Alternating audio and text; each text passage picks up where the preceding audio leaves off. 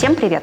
Традиционно каждый сентябрь Dentsu проводит большую индустриальную конференцию. Мы стараемся принести пользу нашим партнерам, клиентам, конкурентам, ну вообще всем людям, которые работают на этом рынке и заинтересованы в маркетинге, рекламе и продажах. В этом году что-то онлайн-конференций стало слишком много, поэтому мы решили снять первый свой мини-бизнес-сериал. Он совсем небольшой, 4 серии. Кажется, что этого достаточно для того, чтобы сконцентрировать весь смысл и выдать квинтэссенцию того, что нужно держать в голове при планировании 2022 года. Думаю, что сейчас все мы заинтересованы именно в этом – спланировать интересный 2022 год. Сегодня мы поговорим про основные 3 тренда. Сначала про них расскажу я, а потом здесь появятся главные герои. На мой взгляд, это люди, которые понимают в этих трендах лучше, чем кто-либо другой в индустрии. Завтра у нас будет серия, посвященная маркетинговым и рекламным стратегиям. Там будет топ-5 фокусов, их нужно не пропустить. 3-й эпизод будет посвящен Creative and Content, и к этому моменту станет понятно, почему столько внимания именно для этой темы. 4-я наша серия, кульминация сериала, кажется, мы соберем к этому моменту все ваше внимание, будет посвящена трейду, e-кому и продажам. Ну что, погнали?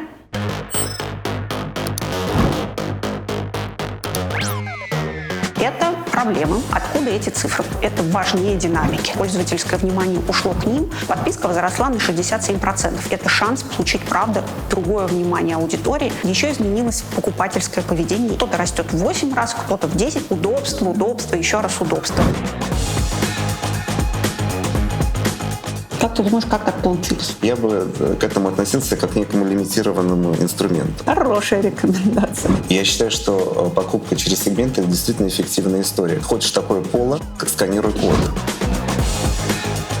Наиболее успешные инфлюенсеры все равно рано или поздно оказываются на телевидении. Все меньше и меньше становится важно, в какой среде ты на них смотришь. Куда? Насколько они в состоянии контролировать value chain. Фабрика селебов. Ты становишься все сильнее. Меньше. В маркетплейсах большие бренды, иногда с вековой историей, сильно меньше защищены. Переодевают товар быстро, встают в промо. О чем еще нужно подумать? Выбрать нишу очень важно, бренд супер важен. Есть явно взрывающийся рынок, и он будет сильно больше.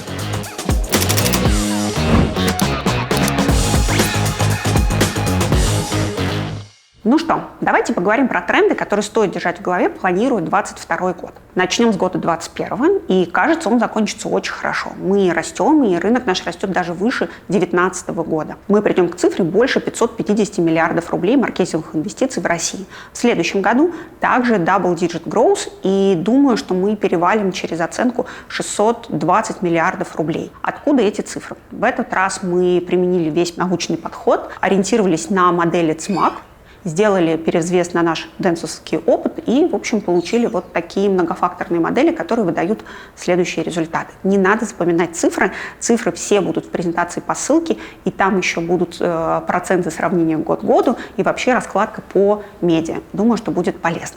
Но важны не цифры, важно то, что происходит под капотом, и что меняется в нашем рынке настолько, что это важнее динамики. На мой взгляд, ключевые вещи – это то, что происходит с построением знаний, и то, что происходит с пользовательским поведением. Поговорю про это подробнее. Кажется, в 2022 году будет очень сложно строить знания. Приведу пример. Например, у нас есть ТВ. И, с одной стороны, инвестиции в ТВ растут, но это происходит на фоне снижения инвентаря. Если сравнить пиковый май прошлого года и май этого года, то телесмотрение упало почти на час. Мы вернулись до ковидные показатели и вернулись к нашему тренду падения телесмотрения. То есть пользовательское внимание из ТВ уходит, а приходит оно куда? Например, длинные копии в диджитале. Но там тоже рекламодатели не очень ждут. Почему? Потому что доля АВОДа упала почти на 18%.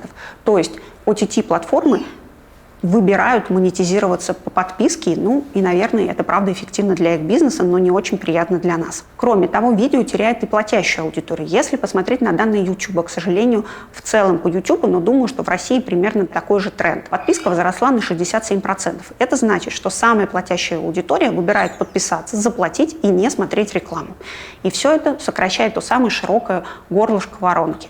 Это Проблема. Почему? Потому что если посмотреть на то, что происходит за последнее время на нашем рынке, как много всевозможных технологических стартапов, данных, каких-то медиа-историй новых, они все сосредоточены на перформанс-инструментах. А самая беда происходит у нас наверху. Что же с этим делать? Торговаться за видео, делать это как можно быстрее. Нам нужны ранние сделки, и вам нужны ранние сделки, потому что видеоинвентаря в следующем году явно будет не хватать. И еще нужно серьезно подумать об инфлюенсерах как о способе построения знаний.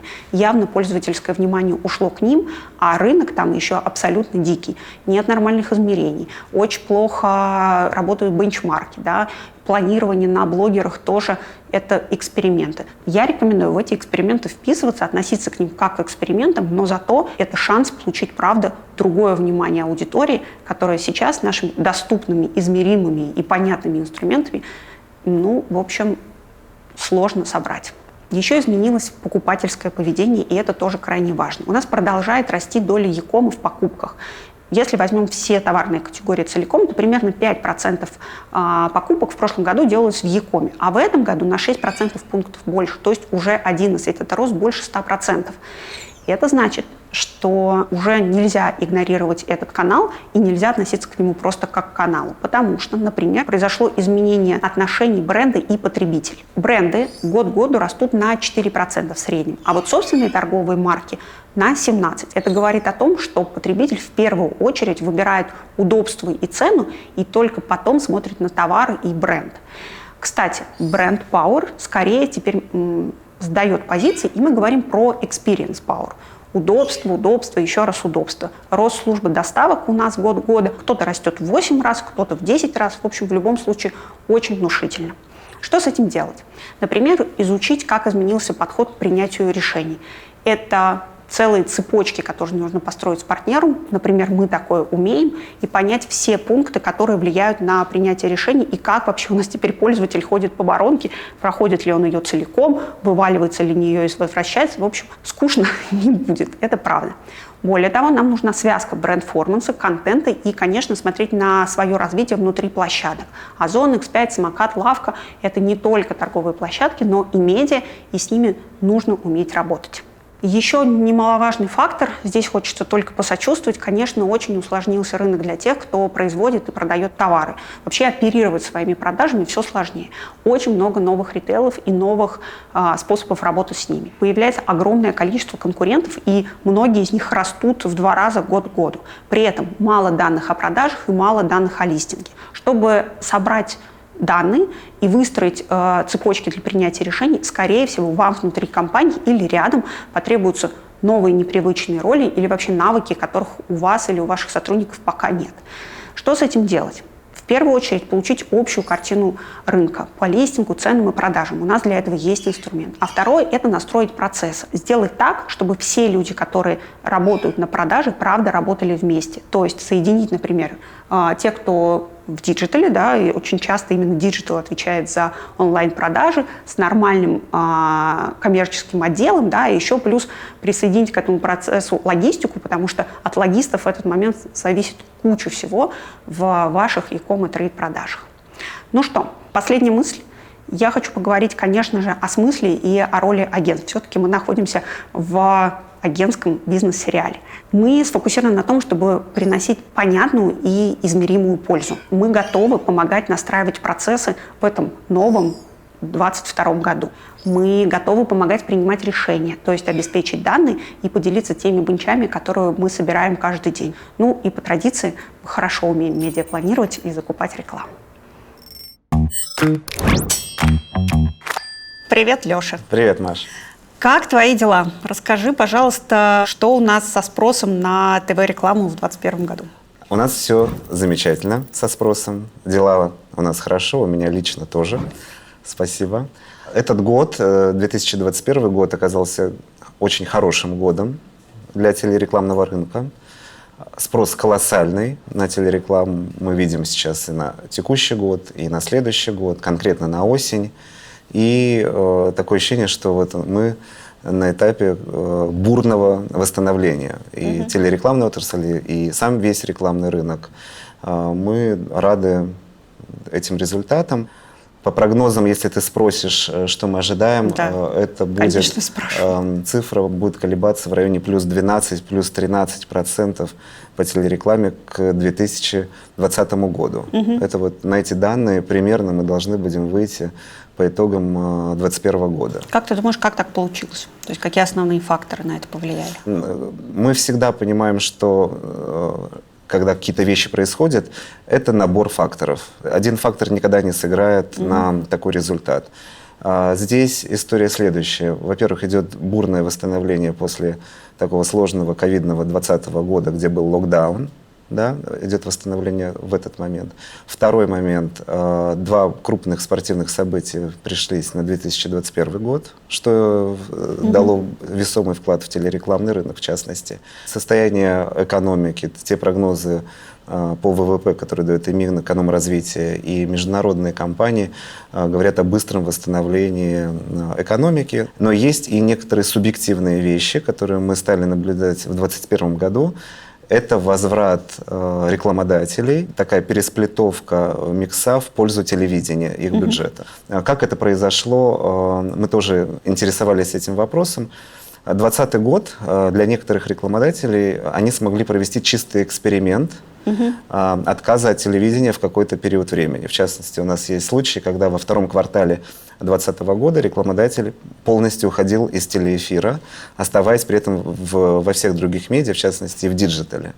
И почти все, с кем мы встречались, констатировали, как бы им неприятно это ни было, констатировали падение разных бренд-метрик, которые были для них ключевыми. И лояльность, приверженность, желание купить.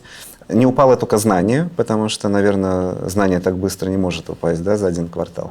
Но другие вещи упали. И они констатировали, что вот тот рост бюджетов, который у нас есть в 2021 году, это вот результат того вот эксперимента, когда они оставались без эфира. Вот. Поэтому 2021 год, я повторюсь, это целый набор факторов. Первое, мы сами не ожидали, что будет такое быстрое восстановление. Второе, экономика. Третье, спорт. И четвертое, это пересплитовка бюджетов в пользу проверенного медиа, скажем так. И вот все вместе, оно вырисовывается вот в эти где-то там 12-13% этого года. Могу сразу сказать, это превышает наши ожидания, наши планы, которые были. Потому что, если ты помнишь, когда мы встречались на процессе переговоров по годовым сделкам, по твоим рекламодателям, мы называли другие цифры по росту, которые мы ожидали. И даже они казались оптимистичными. Сейчас, по факту, оказывается, это выше, мы этому рады. Правда, это задает определенную планку уже на следующие периоды. Да, но высокая база для следующих подвигов. Что есть, то есть, да. Давай про следующие подвиги поговорим. Смотри, мы находимся в таком периоде ранних сделок. Это логично, да, учитывая тот спрос, о котором ты говоришь. И сейчас в переговорах с тобой мы уже слышим большие цифры медиаинфляции. Вот, и я знаю, что ты обсуждаешь это с рынком. Можешь ли рассказать, сколько ты планируешь, как это будет вообще, к чему быть готовым рекламодателям, которые еще не зашли в торги? Хороший вопрос. Действительно, мы уже летом начали заниматься планированием следующих лет, и не только 22-го, мы дальше смотрим на 23-й и вперед. С точки зрения спроса и как НРА должен ответить на этот спрос, для того, чтобы удовлетворить всех заказчиков, всех рекламодателей. Наша задача, у НРА задача только одна – максимально удовлетворить всех участников рынка по самой эффективной цене. То есть телеканалы должны быть довольны, их инвентарь должен был быть продан максимально эффективно, рекламодатель должен купить эффективно. И наша задача удовлетворить всех, чтобы не было ситуации, как у нас, например, в 2021 году, когда мы в 2021 году несколько раз повышали цены в течение года. И это было неприятно для рекламодателя, потому что они не ожидали этой истории. Потому что уже бюджеты спланированы, все планировали одни деньги на маркетинговые инвестиции. Да, в процессе тяжело. Так. И мы должны сейчас заранее все эти вещи учесть. И вот тот колоссальный спрос, который мы сейчас видим на 2022 год, мы должны правильно отработать, чтобы действительно все смогли разместить рекламу в телеэфире, все смогли попасть в телеэфир. Для того, чтобы удовлетворить весь спрос, который мы сейчас видим, необходима инфляция. Инфляция будет достаточно существенная, порядка 15-20% на растущий даже бюджет. Это при том, что и в этом году, в 2021, была инфляция около 10%. То есть это такой, на самом деле, существенный рост цены, но он необходим для того, чтобы всех удовлетворить. Только поэтому. В 2021 году мы это делали. У нас было повышение цены, мы делали в декабре 2020 на 2021 год, где-то на 10-15% мы повышали. И в конце весны мы повысили осень и август тоже на 10-15%. Вроде бы как привыкают вот к этой истории. Поэтому мы надеемся, что вот то, что мы сейчас сделали на осень, мы плавно дальше будем переходить в 2022 год вот с этой инфляцией. С другой стороны, вот я постоянно слышу, что инфляция высокая, но вот мы проанализировали опыт других медиа в Российской Федерации. Там ежегодно идут и инфляции, и в том же диджитале по 15-20% инфляция ежегодная.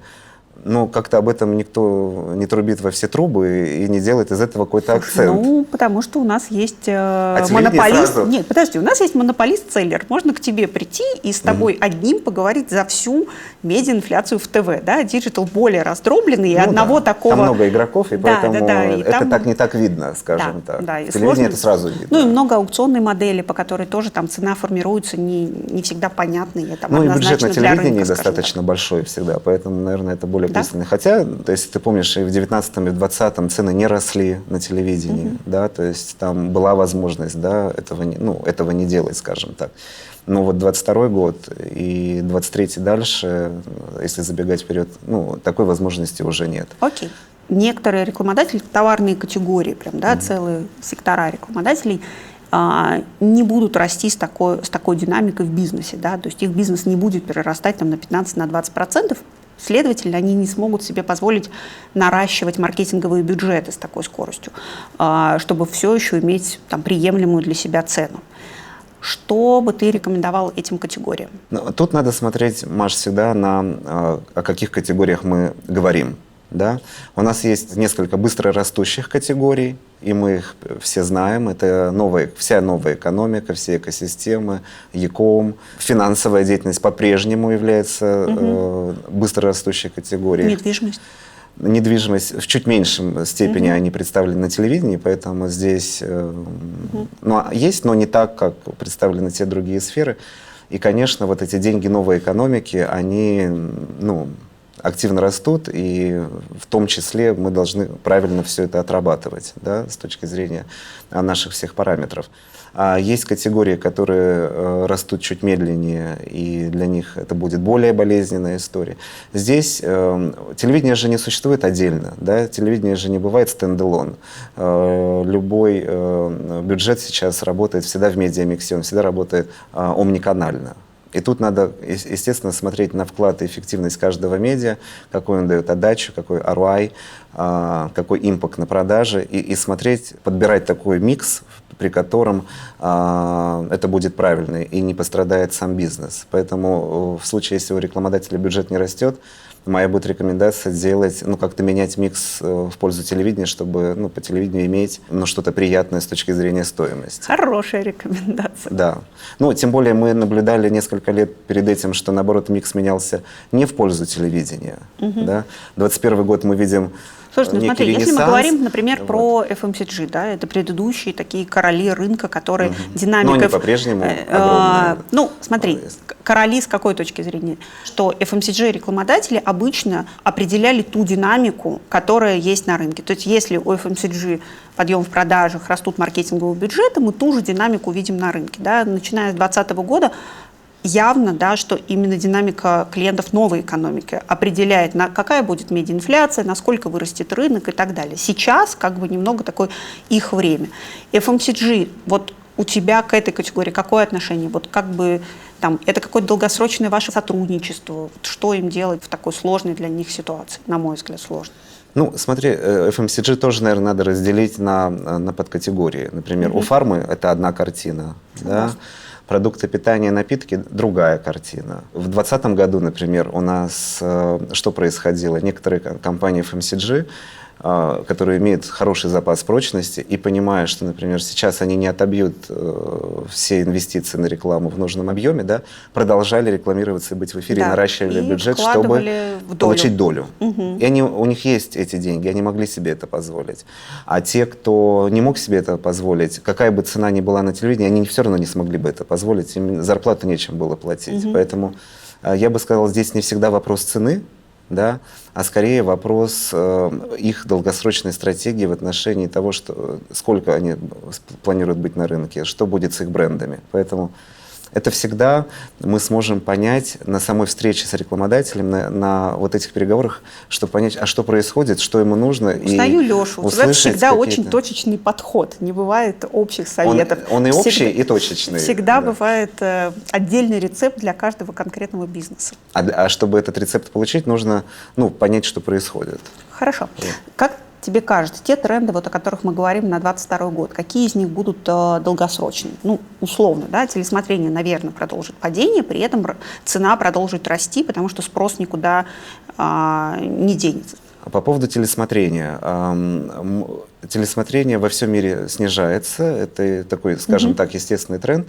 В России это происходит гораздо медленнее, чем во всех развитых рынках. Но при этом с развитием технологий, интернета, ШПД и того, что сотовые операторы спокойно поставляют LTE, да, в высоком качестве, ты на мобильном телефоне можешь смотреть поток совершенно легко, нам дальше необходимо приблизиться к тому, чтобы оценить всю аудиторию контента, единицы контента. Например, выходит Comedy Club, да?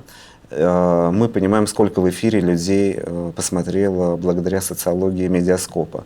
Но это далеко не все люди, которые взаимодействовали с этим контентом и, как следствие, с рекламой. Это необходимо посчитать. То есть мы дальнейшее свое развитие связываем с тем, чтобы оценить весь инвентарь, который есть в единице контента.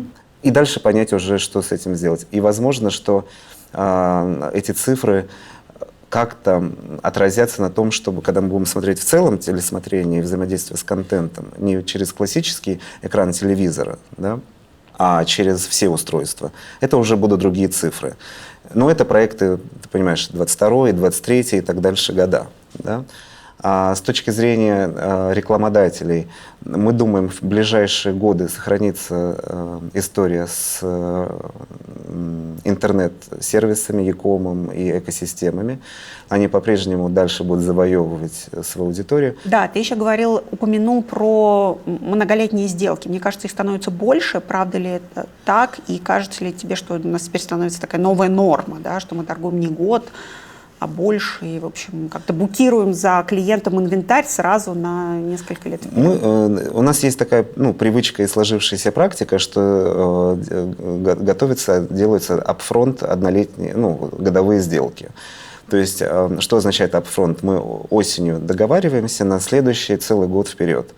И в зависимости от того, когда идет подтверждение, то цена может расти. Например, если мы с тобой подтверждаем 25 декабря на следующий год, это будет уже более высокая цена, нежели чем мы делаем 20 октября, и например. остатки того инвентаря, который остался к этому моменту. Да, а уже начиная с января следующего года это уже идет до продажи по актуальным текущим ценам, и они всегда выше, естественно, чем годовые сделки.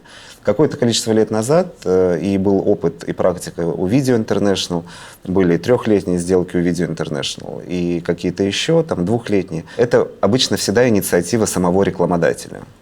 Всегда. То есть селлер, я не помню, вот за 2 года работы в НРА, чтобы мы сами выходили с инициативой делать какую-то более длинную историю.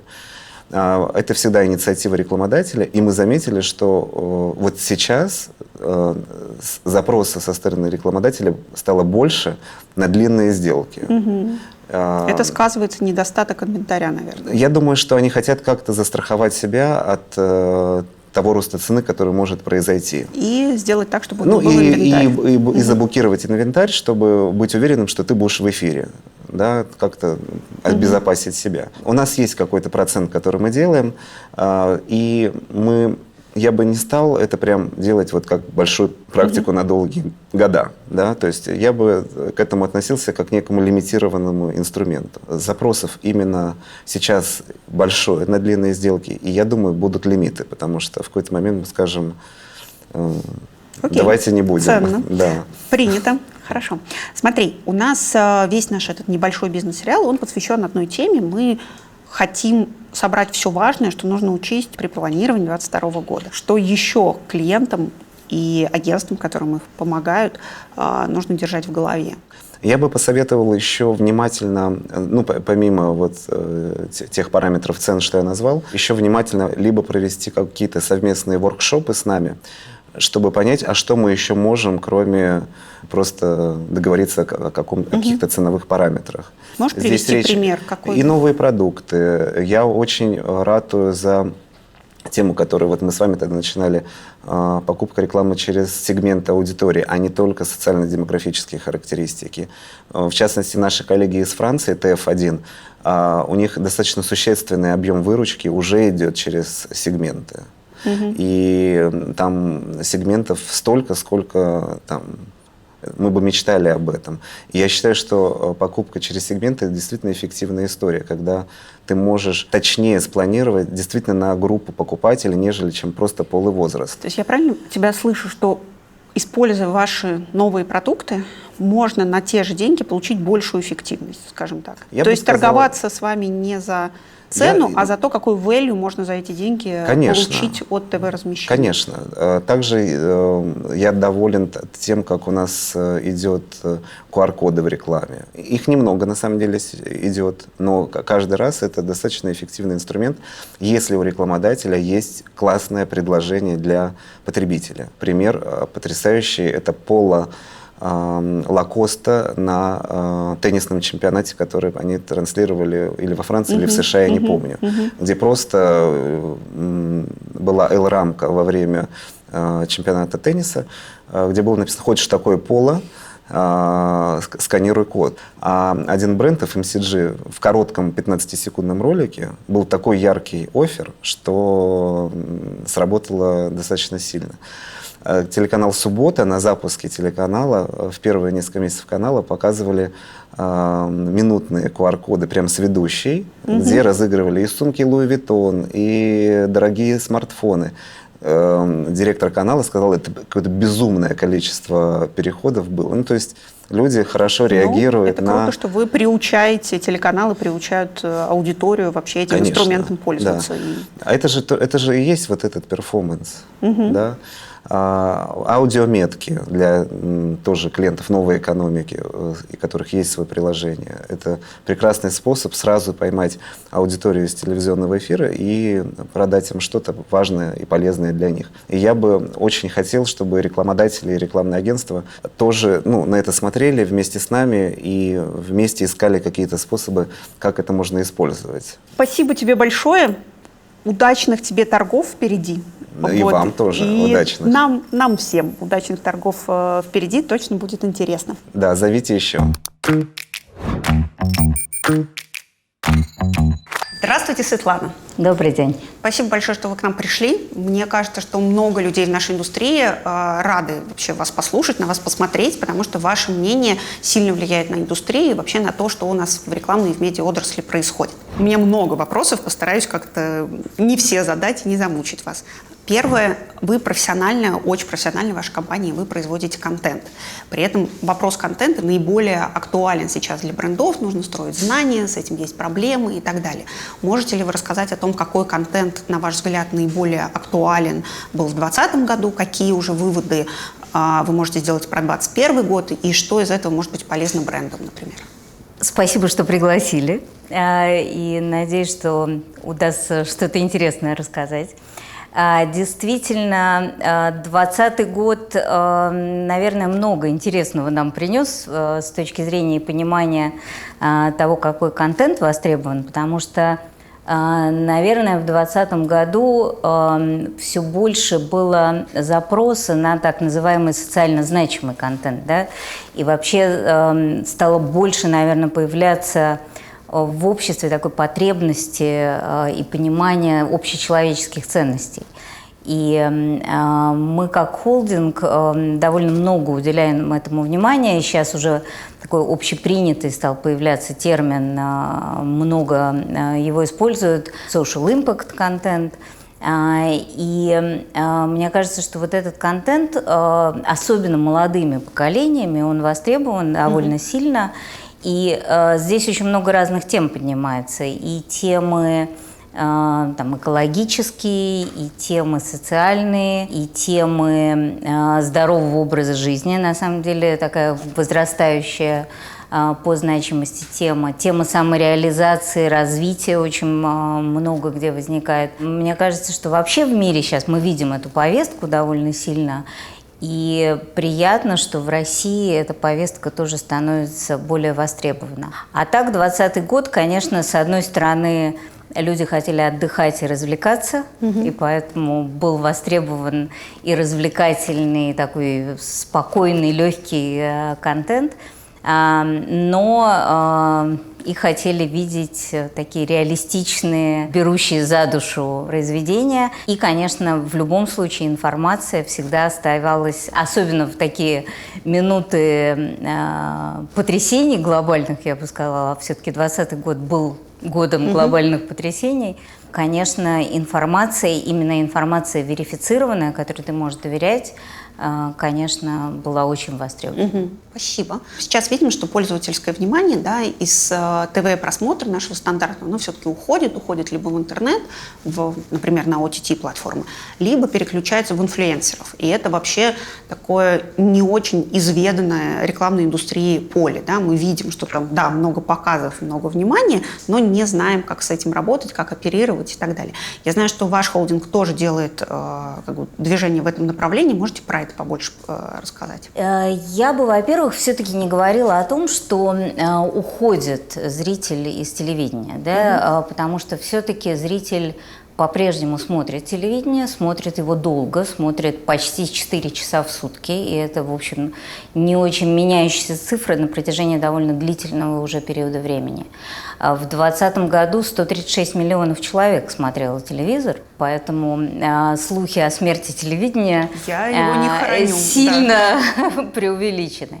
Но мне кажется, важно, конечно, меняется желание смотреть телевизионный, в том числе, контент в удобное для себя время, в удобном для себя форме. И с этой точки зрения, конечно, и онлайн-смотрение телевидения в том числе, у нас площадки витрины ТВ выросли почти в 2 раза, их посещаемость выросла вот за первые 7 месяцев 2021 года по сравнению с 2020 годом. И, конечно, очень бурный рост онлайн OTT, но тоже там частично это телевизионный контент, частично это контент, снятый специально для цифровых площадок. И здесь, мне кажется, что, в общем, очень тесно идет гибридное взаимодействие, потому что если мы посмотрим на то, как взаимодействуют цифровые площадки с телевизионными каналами, например, да, понятно, что довольно много контента показывается и там, и там.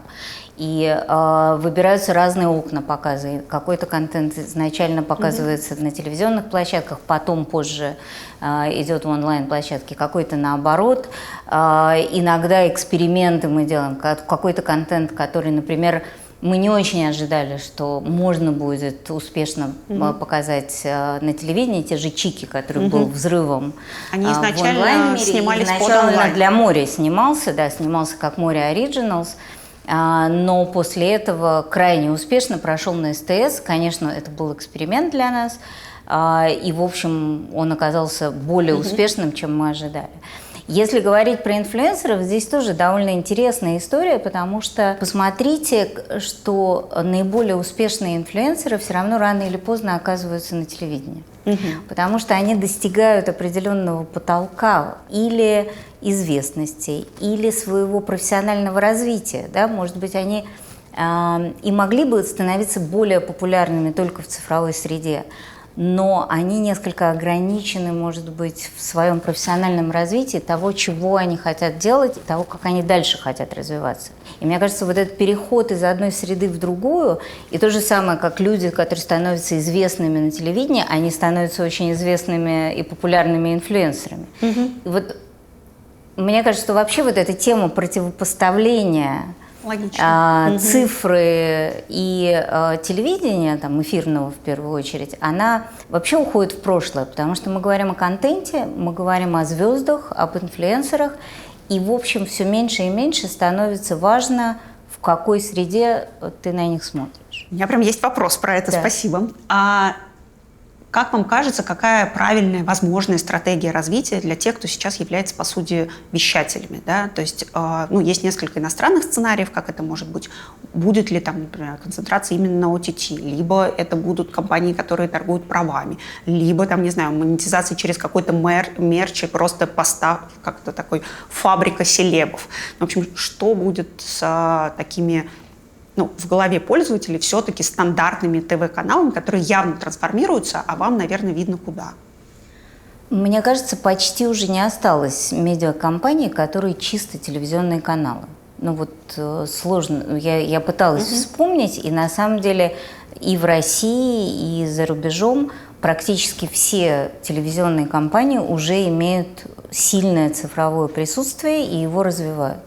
И опять же, понятно, что там могут быть разные стратегии, и в разном направлении немножко могут двигаться, но как раз мне кажется, что создание вот этой гибридной среды, когда пользователю, зрителю предоставляется возможность посмотреть интересный для него контент в удобное для него время, в удобном для него формате, это главное, потому что, в принципе, первоначально разница между телевидением эфирным и онлайн-сервисами была в том, что на телевидении у тебя была сетка, и есть сетка, да, а в онлайн-просмотре ты якобы смотришь по собственному выбору. Но на самом деле мы прекрасно понимаем, что все рекомендательные системы, которые сегодня на самом деле являются ядром основным всех онлайн-сервисов, на самом деле являются той самой сеткой и, в общем-то, мало чем отличаются. Поэтому с этой точки зрения, мне кажется, тоже это очень такое взаимопроникновение, потому что лучшие практики из обеих сред, они будут использоваться. Безусловно, в телевидении будет все больше возможностей смотреть on-demand, отложенные просмотры, прерваться, посмотреть позже, досмотреть. Больше гораздо будет возможностей интегрированных каких-то историй с прямой связкой с продажей и так далее, и так далее. И мне кажется, что вообще это разделение сред, оно будет постепенно уходить. И, конечно, любой телевизионной компании или вещателю нужно понимать, как в этом гибридном будущем оно будет существовать. Хорошо. С счастьем пользователя, потребителя мы, кажется, разобрались, да, и вы таки не за войну, а за то, чтобы создать ему максимально комфортную среду. Теперь про рекламодателей. Мне кажется, что сейчас они находятся не в самой приятной ситуации, потому что пользовательское внимание, которое ушло в интернет, вы упомянули OTT-платформы, у вас тоже есть OTT-платформы. Большинство из них в основном получают доход за счет подписочной модели, да, то есть это не площадка для рекламодателей в этот момент. И этого инвентаря достаточно мало, такого, который строит длинное знание, глубокое погружение. Что в этой ситуации делать брендом? Один из вариантов, да, который лежит на поверхности, это интеграция в сам контент, в какие-то сериалы, там, product placement. Как вы к этому относитесь? Видите ли вы в этом будущее или какой-то другой ответ есть на это? Вопрос. Я очень люблю слово «гибрид», вы заметили? Так, давайте. Во-первых, рекламироваться на телевидении. Да? Что делать рекламодателю? Строить бренд на телевидении. Но там падает телесмотрение. А желание разместиться на ТВ, если мы посмотрим на медиаинфляцию, да, все больше. То есть там не так все просто, что пришел, принес деньги на ТВ и НРА. Просто надо больше денег принести на ТВ, и тогда все будет хорошо. Отличный ответ. Что делает рекламодатель, если в OTT? Просто больше денег отнести на ТВ. Так, другие. Это первый, отлично, понятный, хороший ответ. Но на самом деле, конечно, нужно строить интегрированные истории. Мне кажется, что рекламодатели как раз в этом направлении идут, потому что,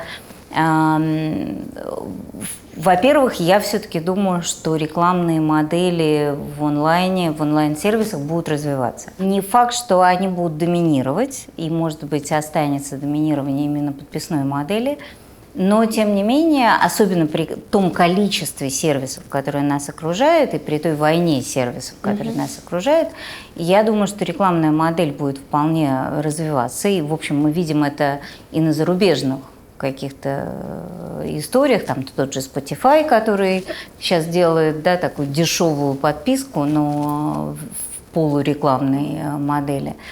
И мне кажется, что будет расти рекламный инвентарь и в этих сервисах в том числе. Ну, а дальше остается огромное количество действительно разных креативных возможностей. Рекламодатели же любят именно креативные возможности. Когда, во-первых, интеграция в продукт, да, product placement никто не отменял, и классически, в общем, он остается очень эффективным. И он востребован. И он востребован. Вот там, я не знаю, видели ли вы сериал наш тоже вот следующий, там, Море Originals Happy End. У нас там чудесная интеграция была Озона и Альфа-банка. И на самом деле, ну, надо сказать, что вот я когда смотрела на премьере... Очень смелые рекламодатели пошли очень смелые в сериал «Хэппи Энд». Да, но тем не менее это было очень как-то и смело, и весело, и интересно. И я уверена, что любой зритель на самом деле очень четко видел эту интеграцию, и она была очень осознанной, и она оставляла какой-то очень позитивное, на мой взгляд, такое послевкусие у меня, как у зрителя. И я думаю, что, конечно, это будет развиваться, и продукт-плейсменты, когда они сделаны элегантно и профессионально, это всегда производит хорошее впечатление и всегда дает очень хороший отклик, мне кажется, рекламодателю. Можете конкретизировать, что такое элегантно? Ну, или нативно, как это еще часто говорят? Слушайте, ну это должно быть красиво вписано в сценарий. Это не должно быть, да, вот просто пошла камера, и тут стоит какой-то продукт, который случайно стоит на кухне. Это все-таки как-то должно быть... Стоит там почему-то 15 секунд. Да, и почему-то, да, и почему-то вдруг там в сцене объяснения в любви там, да, вдруг там возникает проварка, да, и как бы это может быть не очень элегантно, да, вот если это вписано в сценарий, если это вписано в стилистике этого сценария, да, если это комедия, если это обыграно с юмором, если это, ну, обычно все-таки в трагедию вряд ли рекламодатели там будут очень активно интегрироваться, хотя, может быть, тоже как-то интегрируется. Вот. Поэтому мне кажется, что это должно быть сделано талантливо. Если это сделано талантливо, если команда сценарная сумеет это действительно легко обыграть, то это, мне кажется, будет работать. Дальше появляются, конечно, снятые уже вместе с брендами какие-то продукты. Опять же, есть примеры, там, может быть, более, может быть, менее успешные, но мне кажется, что тоже вот эта история создания творческого продукта вместе и по заказу какого-то бренда, она имеет полное право на существование. Но тут главное тоже не увлечься только рекламой, потому что если это будет только рекламное послание, то будет очень тяжело заставить зрителя полчаса смотреть 8 там, серий или 20 серий, еще хуже, этого рекламного послания. Если это будет хороший, красивый продукт, в который аккуратно будет это интегрировано и очень нативно, то, мне кажется, это всегда дает очень хороший отклик. Следующий вопрос. Смотрите, сейчас идет бурное развитие e-кома, да, и, на мой взгляд, появляется такой вопрос, насколько вообще брендинг, он важен, да, потому что раньше у нас был share of voice, он бил share of market, и как бы все было очень стандартно и логично. Сейчас живем в интересное время, и кажется, что присутствие, например, на электронной полке, и то, как у тебя там карточка продукта написана, и как ты вообще под выдачу внутри попадаешь, не попадаешь, это более значимо, чем то, какой бренд ты на самом деле имеешь. Видите ли вы в этом какую-то угрозу вообще для медиаотрасли, для тех самых брендов, которые за контент платят у нас так или иначе, да, своими деньгами? В общем, или нет, вам кажется, что это пока слишком мелкий тренд? Я, наверное, не до конца понимаю, чем это отличается от розничной полки. Потому что мне кажется, что у нас была ровно та же игра Я маркетингом занималась в 93-м еще году, когда он только начинался. И ровно та же игра. Тебе нужно было попасть на полку, тебе нужно было хорошо выглядеть на полке, тебе нужно там, да, было... Но еще, чтобы вы были узнаваемы. Да, тебе нужно было стоять. Смотрите, у меня есть ответ, что изменилось. Потому что сейчас, если посмотреть, например, на прирост год к году, понятное дело, что у нас возвращается, растут товарные категории. Так вот, брендированные категории растут на 4% в год, а собственные торговые марки, то есть то, что стоит просто на полке в ритейле, на 17%. То есть потребителю становится меньше важно, что написано, какой там бренд, больше цена важна и больше удобства. И поэтому, например, если смотреть на то, что происходит в электронной полке, то там происходит странное. Там далеко не у тех, у кого самый большой share of voice в ТВ, самые большие продажи. Может быть, по-другому. Вот это потому, что у нас сейчас такой просто несбалансированный рынок, а потом все устоится, или это долгосрочная тенденция, на ваш взгляд? Я все-таки... Хорошо. Думаю, что собственные торговые марки, которые растут и в офлайн-торговле, они точно так же растут и в онлайн-торговле. Я не вижу большой разницы в этом плане между офлайн и онлайн-торговлей, потому что и здесь есть проблема, потому что действительно покупатель становится, может быть, более cost-conscious, больше, более чувствителен к цене, может быть, какие-то другие, у него появляется какая-то другая рациональность совершения покупки. Я не вижу разницы в этом решении, когда человек приходит в магазин и берет товар с полки, или когда он берет его с электронной полки. На мой взгляд, все равно присутствие на полке, понятность на полке, соотношение цены и качества в голове у потребителя, насколько он готов переплачивать за какой-то бренд. За какое-то качество. Да, и, на мой взгляд, не отличается онлайн от офлайна. Поэтому здесь как раз мы, наверное, больше говорим о проблеме как раз выбора между брендированным товаром и небрендированным товаром, commodity или собственными торговыми марками, и позиционированием с этой точки зрения.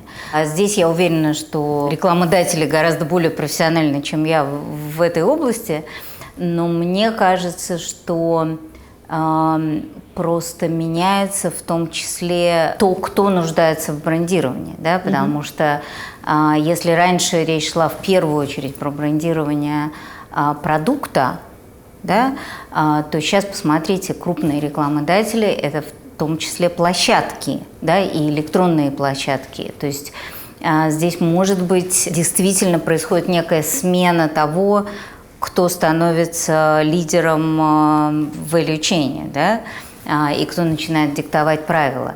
И здесь скорее речь идет о построении стратегии компаний, которые производят продукты, насколько они в состоянии контролировать value chain весь, да, и насколько в войне за внимание и доверие пользователя те, кто владеют последней милей, да, то есть дистрибьюция, начинает или уже, может быть, сумела построить частично бренды, которые пользуются не меньшим доверием, чем популярные потребительские бренды.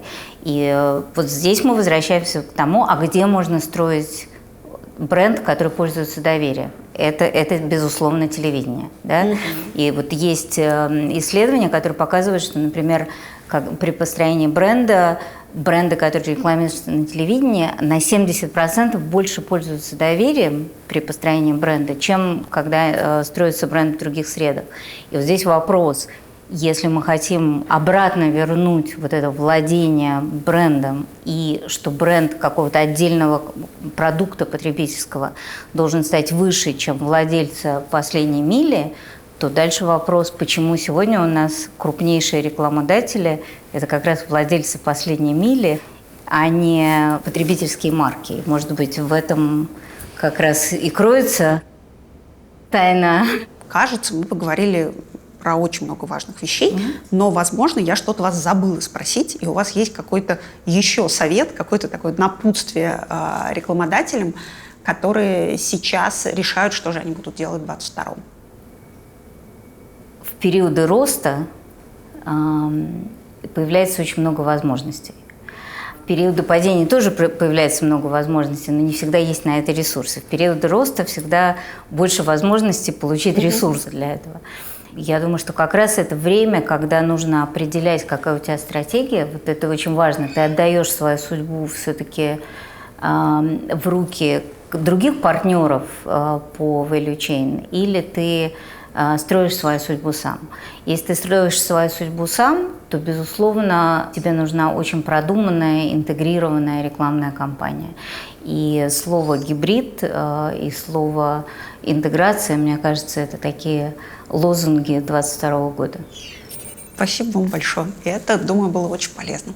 Спасибо вам большое.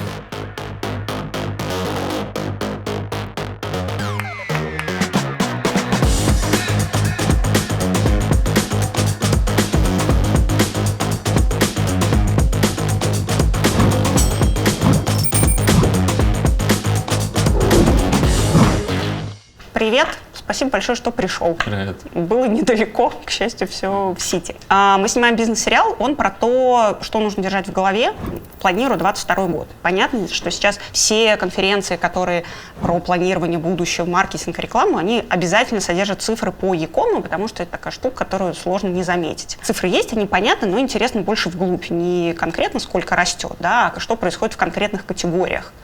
Можешь про это немножко поговорить? Какие категории, на твой взгляд, что-то интересное демонстрируют? Вот, что нового происходит, да? Возможно, вы даже планируете, не знаю, начать торговать вино, авто, домино, ну что-то такое странное. Да, спасибо. Спасибо, что позвали. Но на самом деле, как бы не хотелось погружаться в детали, есть достаточно большой сильный общий тренд, и вообще все категории развиваются, растут очень хорошо. Мы только что вот буквально отрепортили результат второго квартала к прошлому году, ко второму кварталу прошлого года, когда был ковид, локдаун, все ужасы, мы выросли на 94% в обороте и на 180% в заказах. Если говорить про какие-то категории, ну, конечно, есть явный тренд в FMCG. То есть мы явно видим, что так как формируется привычка, то есть если, например, говорить про e-commerce, не знаю, последних 3 лет, это во многом рынок новичков, то есть рост происходит во многом, потому что все больше и больше людей пробуют, потом все больше и больше людей потихонечку возвращается, но это еще далеко не рынок частотных покупок. Если взять наш годовой frequency, даже там каких-то таких уже, скажем так, спелых когорт, ну, будет это, не знаю, раз в месяц или там 2 раза в месяц, это еще совсем не та частотность. Поэтому с ростом частотности, а мы вот, например, в Озоне верим, что драйвер роста в следующие 3 года будет во многом частотность. Ну, исходя из этого, где частотность, ну, понятно, в FMCG. Поэтому эти категории растут еще быстрее. Вот, ну, не знаю, вот если взять, например, товары для животных, они растут на 150% во втором квартале. Опять же, если что, это публичная информация, во втором квартале прошлого года к 2019 мы выросли на 180%. То есть это безумный рост, на еще дальше безумный рост. И этот тренд точно, безусловно, будет продолжаться. Это вот такая одна ниша. Есть там целые другие сегменты, они больше связаны не с категориями, ну, например, с региональным разрезом. То есть мы явно видим, что уровень проникновения электронной коммерции, например, в Москве, в Питере гораздо выше, чем в регионах. При этом ни одной нормальной причины для этого нету. Логистически готовы регионы? Логистически мы считаем, что мы нашли модель, чтобы масштабироваться почти в любом городе. Вот, поэтому явный тренд, который мы тоже видим, сильно, кратно больше растут регионы. Там еще чуть, как бы, как сказать, более ранний этап, там получается именно вот этот тренд новичков. И там, не знаю, second, third time байеров. Вот, поэтому FMCG, это, кажется, такой большой драйвер, и туда многие смотрят, и весь рынок туда свои взоры устремил. Круто. Смотри, если смотреть на маркетплейс и на ритейл, то, конечно, маркетплейс сильно отличается по тому, как вообще бренды себя внутри чувствуют. Это не просто офлайновая полка, это другая совсем полка, и там другие принципы работы. Вот есть ли что-то, что запомнилось тебе за последнее время, да, какие-то, например, небольшие бренды, которые сильно стрельнули благодаря функционалу, который есть на маркетплейсах, да, или наоборот, старые состоявшиеся бренды, которые, на твой взгляд, хорошо себя чувствуют, да, все делают правильно, и это приносит им такие же результаты, как они имеют в традиционном ритейле? Ну, да, это хороший вопрос. На самом деле, я бы так сказал, что рынок ритейла, офлайн ритейла построен на эффекте от масштаба. Вообще в целом, как бизнес-модель.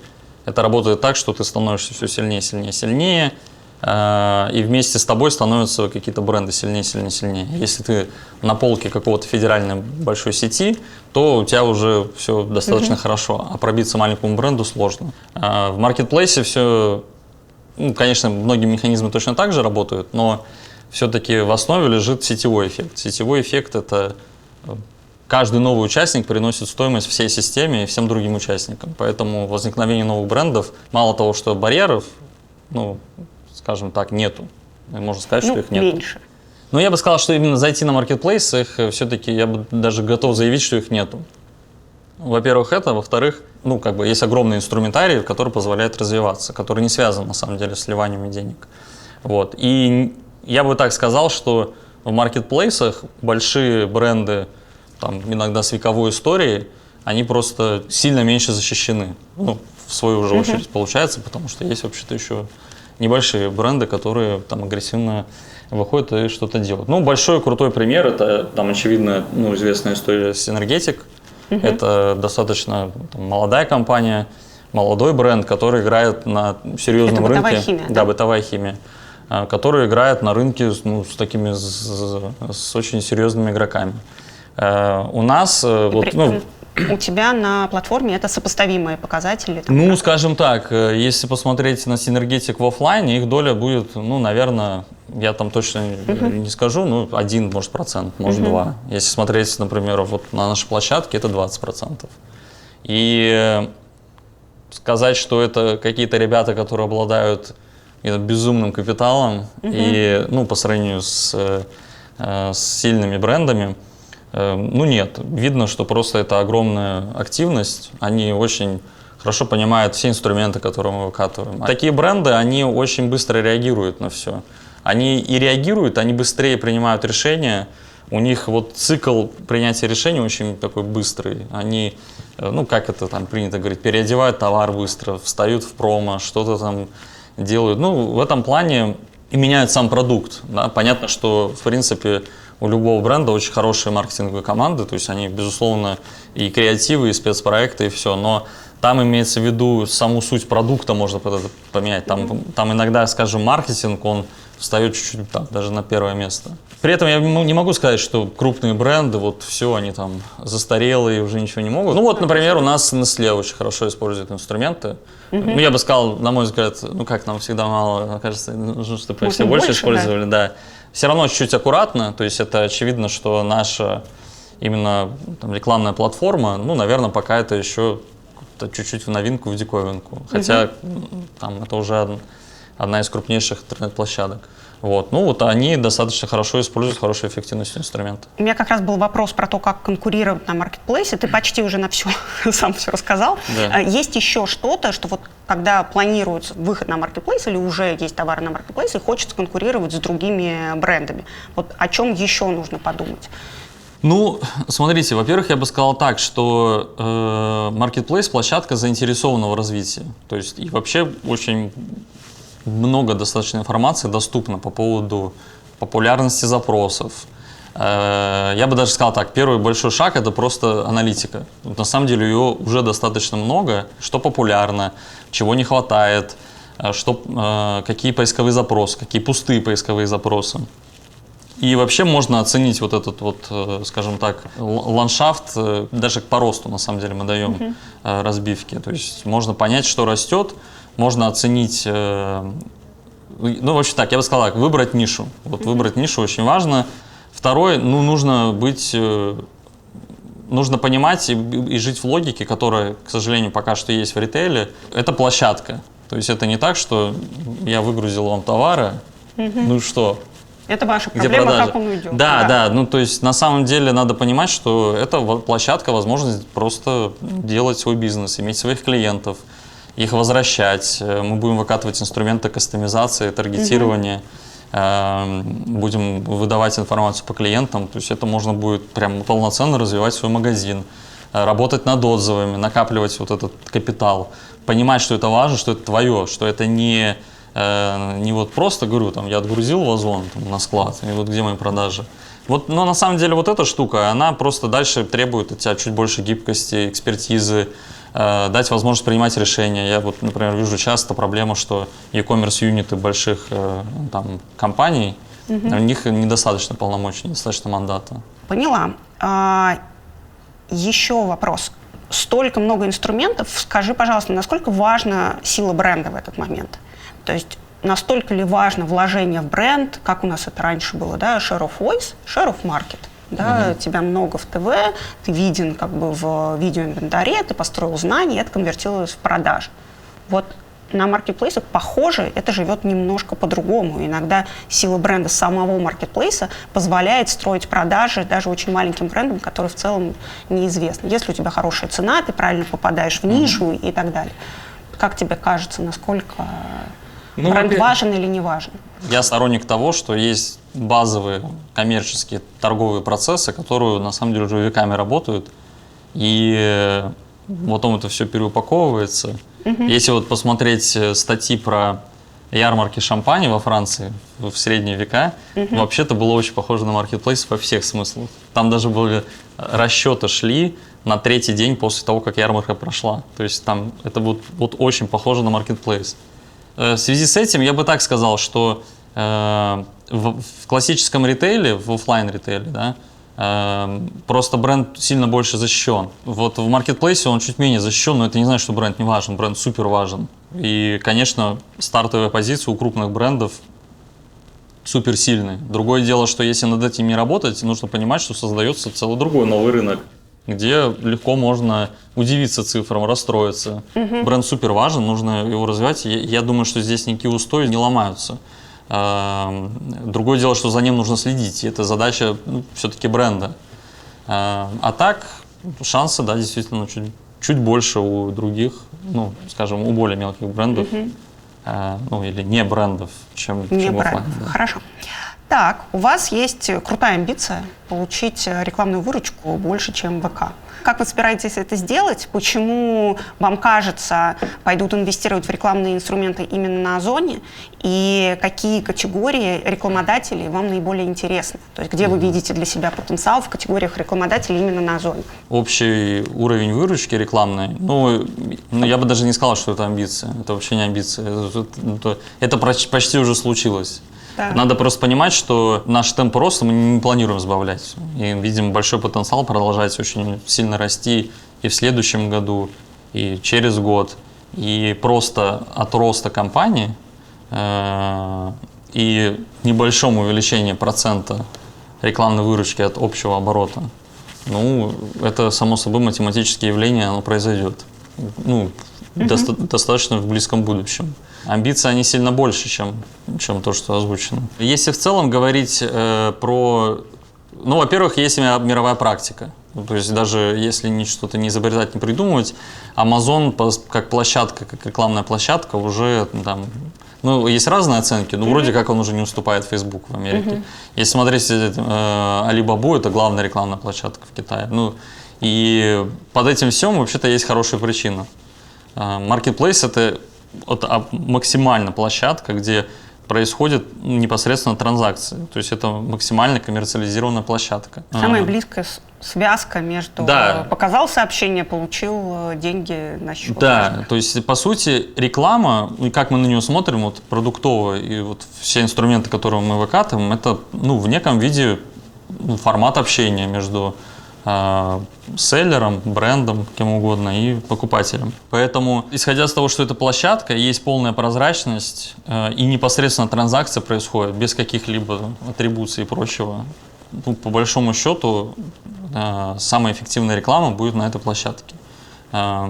Есть еще, помимо всего прочего, один пример, который я привожу. Вот когда бренд вкладывает огромные деньги в рекламу, на самом деле бренд очень часто их вкладывает не в продвижение своего непосредственного бренда, в продвижение площадки самой. Ну, как бы, если зайти в любой поисковик и вбить, не знаю, там, какую-нибудь зубную щетку, Там не будет так, что, значит, вперед вылезет зубная щетка другого бренда, потом еще какого-то бренда, потому что ты не доинвестировал в рекламу. Там будет эта ровно самая щетка и, там, не знаю, 5 платформ, которые Где между ее можно собой, купить, да. да, между собой вот так вот дерутся. И я бы тоже хотел там указать на то, что это спонсировано брендом. У этих компаний, кто между собой конкурируется, деньги больше из ниоткуда не берутся. Вот, обычно даже за доставку никто не берет. Это деньги полностью бренда. Если говорить, например, про наш поисковой продукт, ну и вообще в любом e-commerce, если что, это как бы не уникальный сезон, это просто, скажем так, характеристики e-commerce. Ну, вообще-то это будет конкуренция именно товара, именно вот этого бренда, вот этой вот зубной щетки против других, вот ровно как я сказал. Поэтому, конечно, эффективность нам видится как очень высокая, она и сейчас она высокая, она, я бы даже сказал, она завышенная. У нас сейчас намеренно хорошие ставки. Будете подкручивать это потом вниз? Слишком... Мы ничего не будем делать. Рынок все То есть сейчас какое-то очень сладкое время, когда можно конверсию купить. Мы видим, что мы видим... Ну, как бы, опять же, я сделаю дисклеймер, что я немножко biased, но в целом да, потому что и мы это видим, вот как некоторые игроки явно очень сильно это используют. Вот это очень важный аспект, это достаточно чистая конкуренция, именно товарная, ну то есть именно в промотировании бренда там, или конкретного товара. Хорошо. Скажи, значит, вы говорите, что ничего вы особо подкручивать не будете, рынок отрегулирует все сам, спрос отрегулирует сам. У вас есть собственные торговые марки, как они будут внутри маркетплейса, ну то есть бренды, которые принесли свои деньги, да, и есть ваши STM, которые тоже как бы есть. Ну, STM – это штука, которая будет, наверное, как-то развиваться, но в целом это, если это говорить, доля фокус, STM да? Сейчас в продажах Озона, я боюсь наврать, но если я скажу меньше 1%, достаточно сейфово будет. То есть это не угроза какая-то для брендов, на твой взгляд? Ну, мы прямо на это сейчас, смотрим... если смотреть, например, в перспективе 2022 года. Я думаю, что Озону создать угрозу брендам значимую, ну, это такое очень сильное заявление. Надо понимать, что у нас 27 миллионов SKU. У нас, не знаю, десятки категорий, укрупненных категорий. На более мелком уровне их тысячи. Сказать, что вот Озон, ну, вот эти там, как про Amazon иногда говорят, что вот он идет, там, выбирает. Но это как-то сложно себе представить. Ну, и у нас сетевой эффект, рост не от этого происходит, что мы там... И основной рост сейчас приносят селлеры даже, а не вот 1P бизнес. Поэтому так или иначе, все, что мы говорим про рекламные инструменты, это, ну, это селлеры и это бренды, ну, которые работают на 1P. Ну, то есть это все, как бы, все вот бюджеты вот этих игроков. Хорошо. Поняла. Планирую 2022 год, думают не только про маркетинговые расходы, там, расходы на рекламу, но еще и про доходы. И вот есть точно такая строчка продаж, я надеюсь, у многих, где написано, что вот эту там, какую-то доходность мы собираемся собрать с Озона. Вот у вас, там, если можешь поделить, какие амбиции на следующий год, можешь дать какие-то хотя бы бенчмарки, что себе планировать на 2022 год, что ставить как таргет и за что себя можно будет, наверное, похвалить? Какая амбиция должна быть? Да, это хороший вопрос. Ну, мы как бы компания теперь публичная, поэтому выдавать гайденс до выдачи гайденса в рынок мы не можем. Я могу сказать, что мы не собираемся сбавлять темпы роста, это первое. И в целом мы собираемся вырасти в 10 раз. Наша амбиция на горизонте, не знаю, 4 лет, 5, сделать 2,5 триллиона. Вот можно обратно посчитать, сколько это примерно понять, как этот рост разложится. Да. И я бы сказал, что все остальные категории, они будут расти, ну, крайне значительно. И учитывая фрагментацию у нас внутри, то есть у нас доля наших собственных продаж через закупку, доля там любого бренда, это очень не концентрировано, то есть у нас достаточно фрагментировано. Поэтому я вот так сказал, если на Озоне растешь, ну, и, там, меньше 100%, ну, это нехорошо, это реально плохо. Очень много чего можно делать. И, конечно, маркетинг, ну, дает, очевидно, всегда, ну, не мне рассказывать, да, здесь, ну, он дает буст. Если общий, как бы, гайденс, я думаю, что только слепой и глухой, ну, не понимает, что происходит очевидная, ну, такая, можно сказать, общественная трансформация в достаточно базовом, самом большом куски экономики. Торговля всегда самый большой кусок экономики. Вот там происходит явный такой, скажем, передел. На ковидный квартал расти в заказах 180%, это значит, что там целый океан возможностей. И меня на самом деле очень сильно, я бы даже так сказал, меня сильно бесит, когда есть какие-то бизнесы, которые очень там рассуждают туда-сюда, значит... Пойдем, не пойдем. Пойдем, не пойдем. Давайте да, дорожную карту какую-нибудь сделаем. Ну, и мы там планируем в 23-м. Ну, то есть это полный бред. Ну, есть явно взрывающийся рынок, и он будет сильно больше. У нас культура внутри компании, мы всегда ставим цели, которые почти невозможно выполнить. Поэтому радоваться вообще ничего не надо на этом рынке. Расти можно сильно, ну, там, сильно больше 100%. Но я так скажу, и расти на зоне меньше 100, это вот прям да, не очень хорошо. Мне кажется, это должна быть главная мысль. На ней надо закончить, чтобы, знаешь, как последнее все уложилось в голове. Спасибо тебе большое. Да, было, спасибо. Уверена, очень полезно. И это конец первого эпизода, но далеко не всего сериала. У нас впереди еще 3 очень интересные серии. Что нас ждет? Будет анбоксинг новых продуктов Dentsu Russia, будут клиентские кейсы, будут клиентские влоги, еще индустриальные анонсы. В общем, продолжение следует. Потребитель очень сильно меняется, системно пытается уйти от наших радаров. Видеокоммуникация назревает большой дефицит прямого инвентаря. Мы поговорим о тех вопросах, которые больше всего беспокоят маркетологов в преддверии 2022. За метриками внимания будущее.